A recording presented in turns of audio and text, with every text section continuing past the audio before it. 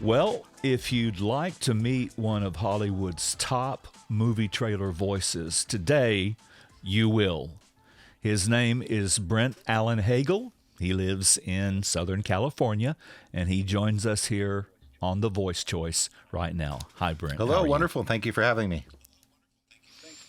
Thanks for coming on. Before we get into your story, let's let them hear the man behind the mic. This will be the first excerpt from your demo tape. It runs 1 minute and 9 seconds and is a series of movie trailer cuts. But let's hear you before we talk about your life and your story. And here we go. Bruce Wayne, you really could be doing more for this city. On March 4th. Your family has a history of philanthropy, but as far as I can tell, you're not doing anything. The truth will be unmasked. Riddler's latest, it's all about the Waynes. Who are you under there? Maybe not who you thought. Oh, you're really not as smart as I thought you were. Gross way. The Batman. Rated PG-13. May be inappropriate for children under 13. Tickets on sale now. Redeeming Love. In theaters January 21st. Rated PG-13. Barney needed a friend. He got wrong. Hi. On October 22nd. Your Bebot is like super weird. I'm going to be late. My pants are on backwards. One little glitch What is a friend, Barney? I'm gonna teach you. will become the greatest friendship of all time. Rose is pulling my head off! You can't pull his head off! I cannot pull his head off. Ron's gone wrong. You're supposed to stay within 6 feet of me! 6? In theaters October 22nd. The summer's over. But the vacation This weekend is all about you. Well, I like the sound of that. We do too. is just getting started. Put that bottle on your head. I'm gonna shoot it off. Babe, he's not serious. You hit the bottle this time! What? You guys are in our lives now. Nothing's ever gonna change that. They're the only people I've ever heard of to smuggle drugs into Mexico. It's just a Ziploc and a full shampoo bottle. It's so much more comfortable than what I had in mind. Vacation Friends. Rated R. Only on Hulu. August 27th. So, how did you accomplish that career that we just heard? The road to movies is through all the other types of voiceover work that leads up to it. So, the overall encompassing job would be a voice actor, and then trailer narration is a subgenre of voice acting. So I've been working at this my entire adult life. I think my first it's been about 22 years in total from my first desire to want to do it. In high school, I was the sound guy, and so I would be doing things for high school. Then I went into radio, interned at a lot of radio stations. And then I started taking workshops, real voiceover classes. And I still take them, but I did about 7 years of voiceover workshops before I booked my first promo with NBC. And then from NBC, then I booked CBS. And then I started kind of working in the promo world. And then once you kind of get your name in the promo world, then you can get some at-bats in the trailer world. And in the trailer world, you're going to probably do demo scratches for years. And then they're going to replace you with the movie trailer guy. So you'll do that for another 5 years, could be 10 years, 5 years, 3 years, whatever it may be. And then eventually the studio will say, "Hey, who is this on this trailer that you've turned into me? Let's keep him. I like him. I like this voice." And then one trailer will lead into 2 trailers, will lead into 3 trailers, will lead into 4 trailers. And then next thing you know, you're no longer the guy who's doing the temporary scratch. You're the guy. But this is just an evolving process that just takes years. This is a turtle race, if you will.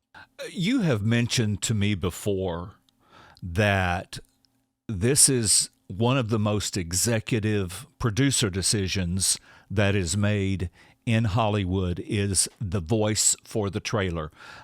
Articulate, if you would, just what you've told me before about that fascinating point. Actually, a couple trailer auditions just came in right now while we're filming. So I asked me the question again because I was reading the audition for this upcoming movie and I really liked the movie, so I was got all excited. Yes, it is. Your question was it the high level decision?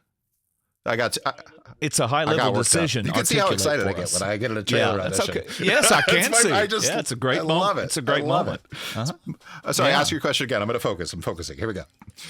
Okay. All right. So choosing the movie trailer voice is not done by a producer. It's not done by an editor. Articulate who the guy is and how important he is in the entire world of movies. So the voice, and a producer and editor may choose a voice, but that voice may not be the one that makes it to air, to broadcast, what the people actually see. The executive vice president of theatrical marketing. So trailers are marketing for films. So within Warner Brothers or Sony or any of these major movie studios, they have a marketing team. And it's going to be the executive vice president of marketing or the senior vice president of marketing. That is the one that says, I want to go with Brent Hagel on this trailer. And all these different trailer houses are all competing to make trailers and sell them back to, let's just say, Warner Brothers or Sony. And they may have those trailer houses and editors and producers may have their favorite voices that they like to put on stuff. But ultimately, whatever the executive vice president or senior vice president says, they say, hey, we're going to use Brent across the board for the entire campaign. So when you're working in movie trailers, movie marketing, entertainment marketing, there could be one person that's for that particular film that's going to do all the radio spots, all the TV spots, all the commercials, everything, and they're going to brand it with one voice. Or they may say, they may just watch the asset and say, look, this voice matches this cut perfectly. Let's use multiple voices on this campaign because I just love what they did with this piece. So there's opportunity for one person to kind of get the lion's share for the film, or there's an opportunity to spread around maybe between one or two or three or four voices for that campaign, depending on which trailer house is making the trailers and what the executive leadership decides for that film. Long-winded answer, but it's very, very complicated. Well, it is complicated. Why is the barrier of entry so extremely difficult in film?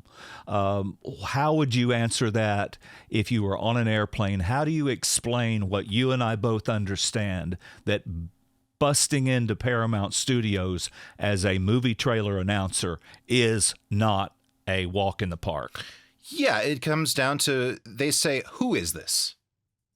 When they listen to the trailer narrator, their first question is not, oh, he sounds great. It's, who is this? It's about prestige and about what has this voice done in our business that he deserves to be on this trailer? Well, how many, so it's about money ultimately as well. If you're making a $300 million movie or $200 million movie, you want to make sure you get your money back on that return on investment. So the trailer narrator you choose to market your film to the masses needs to drive home the fact that people need to come spend $15 or whatever it may be on a movie ticket to get their money back. So it's a financial decision, and it's also about the prestige of the narrator. What have they done? Their reputation. Does this voice sell movies? And will this voice sell our movie? Would be the short-winded answer, I suppose. It's a good answer. So let's listen again now to another vignette. This will be part 2 of your movie trailer demo that's visible on your site at brentallenhagel.com. But let's listen to this work and meet the man behind the mic for all the people that have never met you before but will now hear you. Here's the sound. There is something new to fear. X-Men, The New Mutants, 50 Shades Freed, based on the remarkable true story. Critics are calling it positively electric, sensationally entertaining. Molly's Game, rated R. The fate of humanity rests in her hands. Academy Award winner Alicia Vikander is Lara Croft. Tomb Raider, coming soon. Star Wars, The Last Jedi. Arctic Justice, Thunder Squad, rated PG. From producer James Wan. Fear comes home. Insidious, The Last Key, rated PG-13. This Christmas, experience the beginning of show business. The Greatest Showman, Coming soon. They came for his family. Now he's coming for them. Bruce Willis, Death Wish. Rated R. Make a splash with Disney Nature's Dolphins. Earth Day 2018. This fall, experience a connection beyond words. The Shape of Water. Coming soon. Ready Player One. Coming soon to theaters everywhere. I consider the work that we do a privilege. I don't consider it work at all. Do you consider what you do to be a job, or do you consider it to be an adventure? An adventure is a great way to put it. You know, when I wake up in the morning, and my wife and I are having coffee, she's like, "What's on your schedule today?" And I'm like, "Nothing. I have no idea what's going to happen today." And then because I'm here in my studio and I just wait for auditions to come in and trailers to come in. And so every day for me is literally just that. You nailed it exactly. An adventure. I have no idea what's going to happen. Every day I wake up unemployed.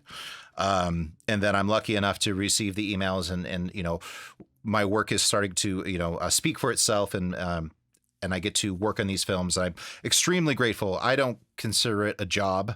The only job part about it is being on call, because when they want me to read on something, yeah, I will stop whatever I'm doing, literally just drop things and come in here to the studio to work on it. Because if I don't do it, they'll just replace me with somebody who can, because when a studio executive wants something, they want it now. They don't want it tomorrow morning. They want it now. And all of the people that are making these trailers, you know, if they want to get paid for their work, they got to do it. That's the gig. So being understanding that you're always on call, and adapting to that lifestyle. My family and my wife understand that this is what I do for my job, and they're okay with me like going to do the thing, right? Because I also need to bring home the paycheck. So she's like, "Yes, go do your work." But yeah, every day is just a blast. I have no idea what I'm going to work on. Commercials, promos, trailers, all kinds of stuff come into the inbox, and I get to knock it out right here from my studio. So I love everything about it. Well, what you're alluding to, though, is that you audition. You don't get direct bookings. Is that what you're saying? Yes. So right now I have this trailer audition to do. So I will read it for them. They will put it into their trailer, and they will show the movie studio. They will say, "Hey, this is what we've made. This is the voice we've put on it. Do you want to buy this?" And they say yes or no. They may say, "Hey, I like the movie trailer cut, but let's replace the voice." Or they may say, "As is, good to go. Here's your check." So it's constantly building trailers and trying to pitch.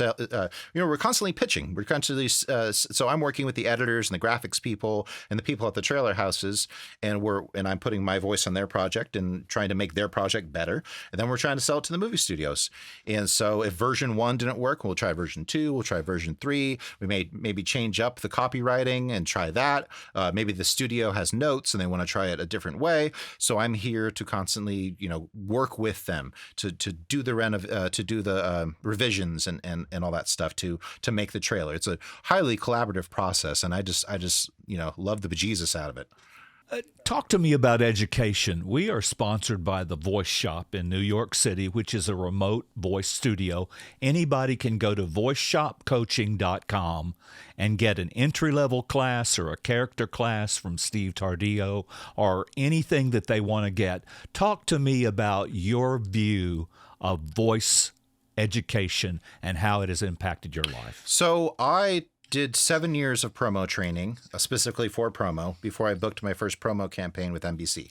So that's me paying for workshops while I was a chef, where I was working at a senior living home in the kitchen, running the kitchen, and I would use that money to pay for my workshops. So I spent tens of thousands of dollars on voiceover workshops. Anytime there was like an agent night, or I got to meet an agent, or I got to meet a producer, or I got to work with a voice actor who was currently on television, a working voice actor, I would go and I would read for them, and I would get in the booth.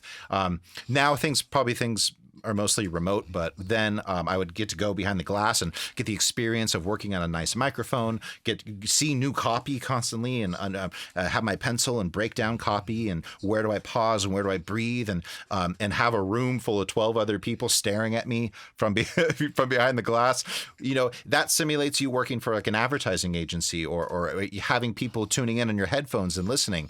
So your heart starts to pound, and you're like, oh my God, I'm on right now. I'm on. This is happening. Like I got to perform. So, that doesn't happen to me anymore because I'm so used to it. But yeah, put yourself in those pressure situations by taking the workshop and reading in front of with a director and listening to other voice artists give their impression of the copy you delivered is hugely valuable as well. You get to see how other people would approach it, how other people would read it, what they do with their certain texture of voice, and how they can deliver the same story you delivered just in their own personality. So I meet as many people as you can that are working in voiceover and read with all of them and train as much as you can. I hosted about 81 workshops in 2022 with guest directors and other people that are pros working in voiceover. So, I mean, I've a huge proponent of it, and it is worth every dollar. Do you know who Bill Ratner is? Yes. You know Bill? Okay, so Bill was a guest on this show. He was 74 years old, and after we finished our taping, he went to class. Yes. And that impressed me. That impressed me. And he said, it's necessary to keep my voice from aging uncontrollably. He said, and I wouldn't consider life without class. And I think that really speaks to the fact that although this is a work of art, and that we are artists as we do voice work, that you have to constantly work at the art through education. Absolutely. 100% agree. So let's listen to a third reel of yours, more movie trailers, and we'll come back after we let them hear just exactly how versatile you sound. Here we go. Two worlds. My brother has come from the surface. One rightful king. To challenge me for the throne. Aquaman, now playing. He found courage in the most unexpected place. It hurts like hell. Gotta embrace that pain. From Academy Award winner Robert Zemeckis. It's the only way Mark's gonna heal. Welcome to Marwen. On September 7th, witness the darkest chapter in the Conjuring universe. The Nun, rated PG-13. This holiday season, no matter who you want to be. If you make different choices, never forget. Would you be happy? Who you are. Jennifer Lopez, second act. It's time to go where no brick has gone before. No woes. Do not give her the satisfaction of woeing this. The Lego Movie 2, the second part, only in theaters February 2019. From Disney and the imagination of Tim Burton, a beloved tale will take you to new heights. Dumbo, rated PG. Discover what makes her a hero.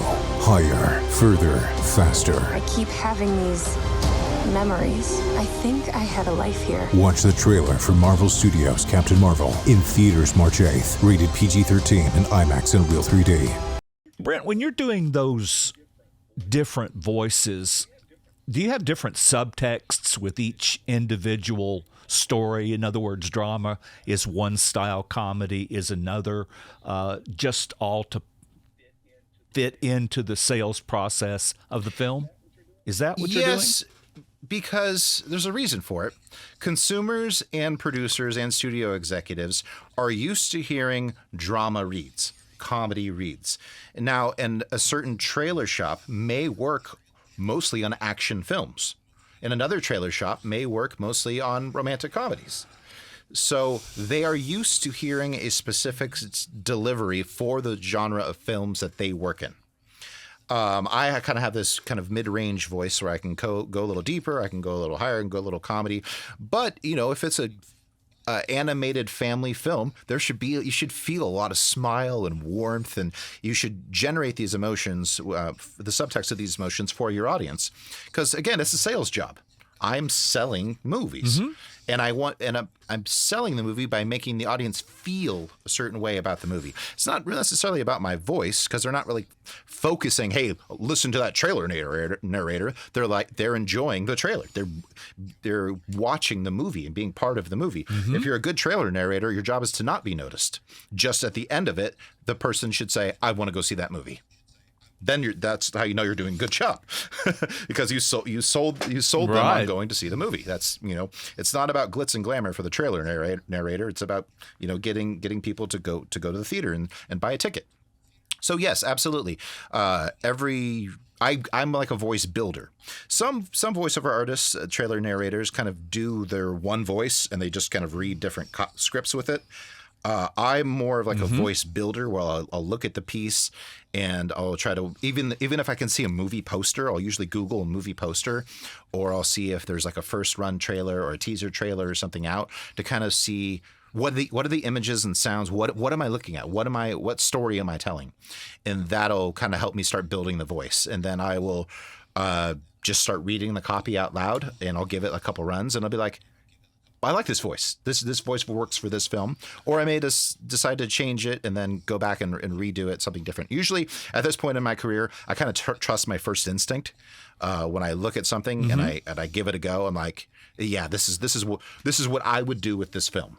And, and they may hire somebody else who would do something different with the film. But when I make a decision, I'm pretty confident in that decision. Reach over there and grab those 2 faxes that just came in. See if you can put yourself on the spot. Explain to us what you're going to do with, you can pick either one of those pieces of paper that came in the midst of real time that we have not staged, which you agree.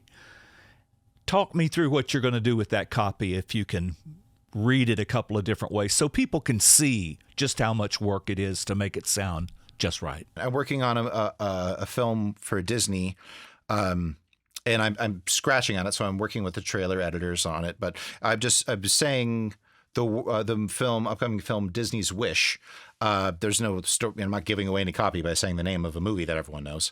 But with that, I'm having to say it in a certain way that is going to attract an audience that is young children to adults. The Disney marketing is kind of the whole gamut. So I'm doing the Disney's Wish, rated PG. Disney's Wish, rated PG. Disney's Wish, rated PG. Disney's Wish, rated PG.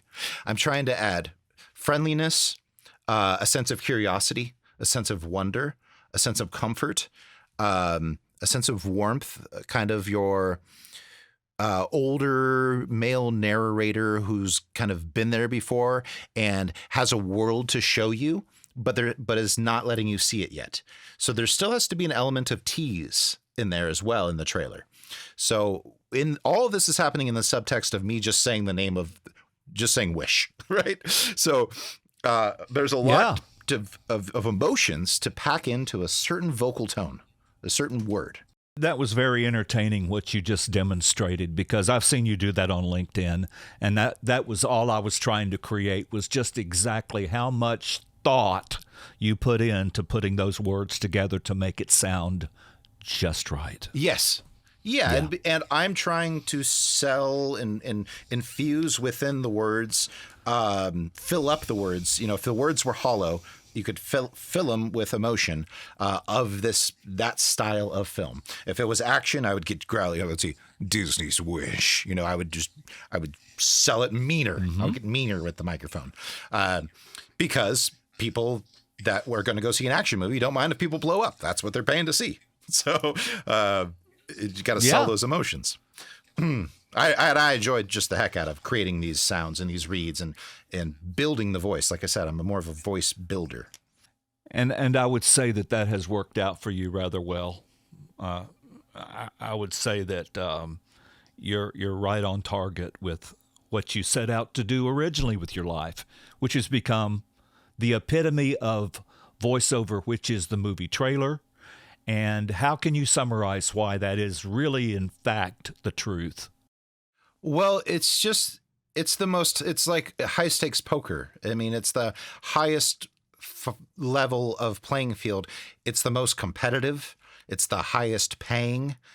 And it's just really exciting to work on feature films. I mean, it's the difference between maybe a local TV, public access TV show, or a Martin Scorsese film, right? I mean, they're both media.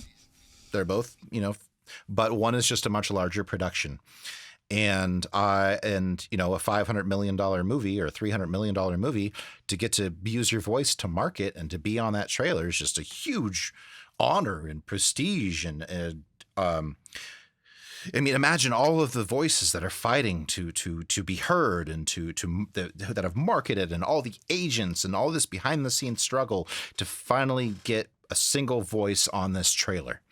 They had to go through movie executives, and they had to go through production houses, and they had to talent agents and contracts and all these things to just, say rated PG. It's a whole war, it's a whole battle to do it, and it takes, decades to get your voice known enough and to have them trust you with their film. That it's a whole process that takes a lifetime, And it's taken you 20 years to get here, 15 years to get here? Yeah, 22. 22.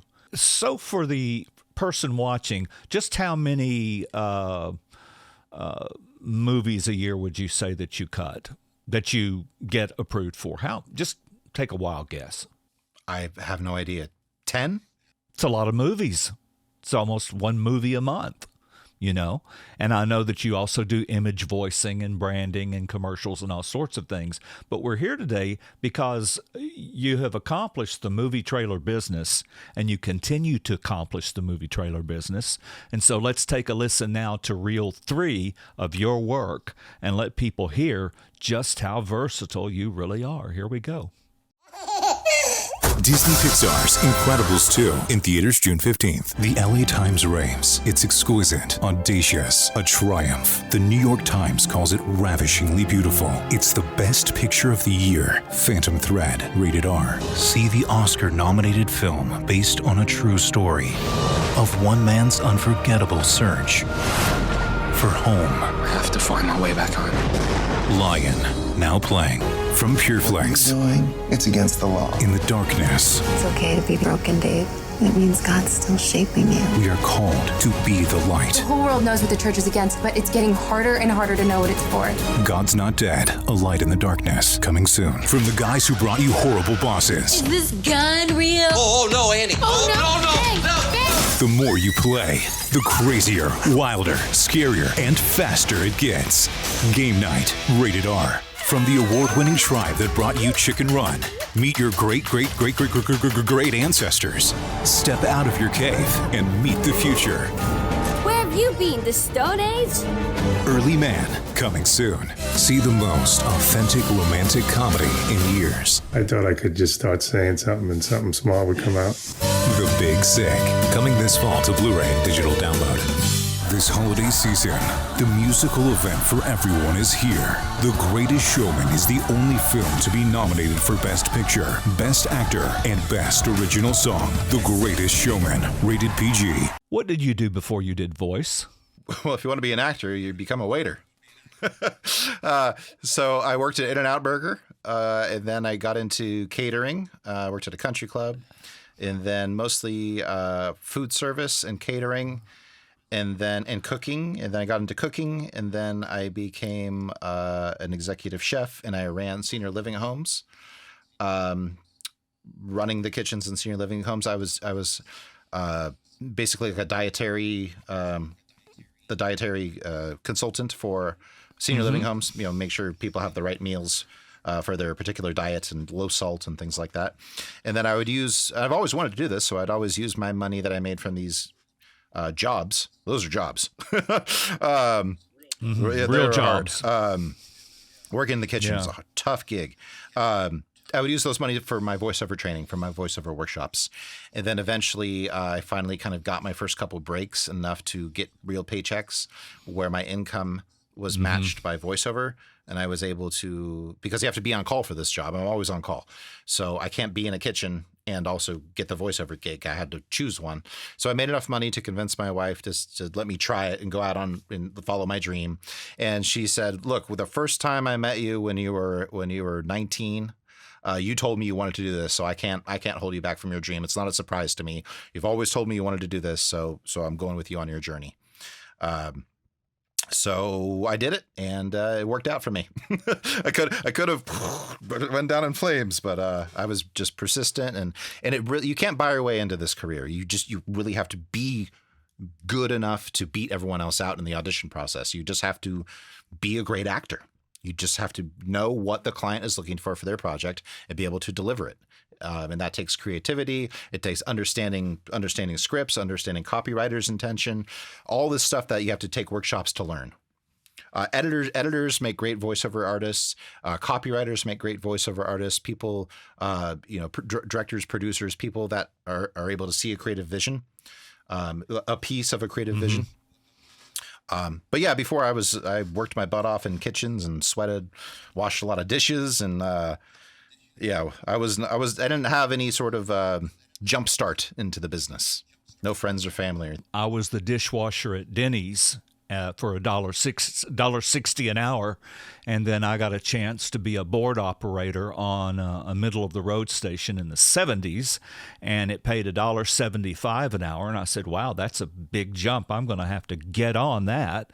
And that's exactly how it began for me. I was working in a restaurant, and I realized I didn't want to do that. I wanted to do something creative with my voice and with my presentational skills, and that's how I got here. But same thing with you. You were working in a kitchen before, which has nothing to do with your voice. Nope, not at all. I would sing while I cooked a little bit, just myself, I guess. That's about it. Yeah. Well, are you now at this particular point in your life, are you satisfied with what you've become? No, there's always room for improvement. I think all artists are very self-critical. I'm the same. There can always be one more movie. There can always be a better action read. There could always be a better drama read. There could always be the new show that's coming out that needs a promo voice. It's something that I will always be on until I retire, until I am done. But I don't know if that'll ever happen, because you could do voice work into your 60s, 70s, and 80s. So we'll see what happens for me. Just Johnny Gilbert does that for Jeopardy. Yeah. He's 95 years old and he's still doing the same voice actively. So it is true. They don't retire the voiceover announcer. They do not take the artist and retire them. It's true. You got a job for life. Good for you. Yeah, and so that's on me to constantly get better and to take care of the instrument and keep my health up as well. So because that could take me out. So. Yeah. You've got to take care of yourself. Yeah. Well, Brent, I just want to thank you so much for joining us here today on The Voice Choice. I hope that our audience was able to get a peek into just how difficult this really is, why it is the Mercedes-Benz of voice work. And I hope that we were able to communicate to people that this is not easy to do at all. No, it's running. I'm an entrepreneur. It's running your own business. It's starting Nike. You got to have a product, you got to have marketing, you got to have all these things. As your product is your voice and your reputation, and it's a tough gig. But think of it in terms of decades, not in weeks or months. Okay, all right. Well, Brent, thank you so much for joining us, and as we always say, we'll be listening. See you next time. Thank you for having me. Thank you very much for being here.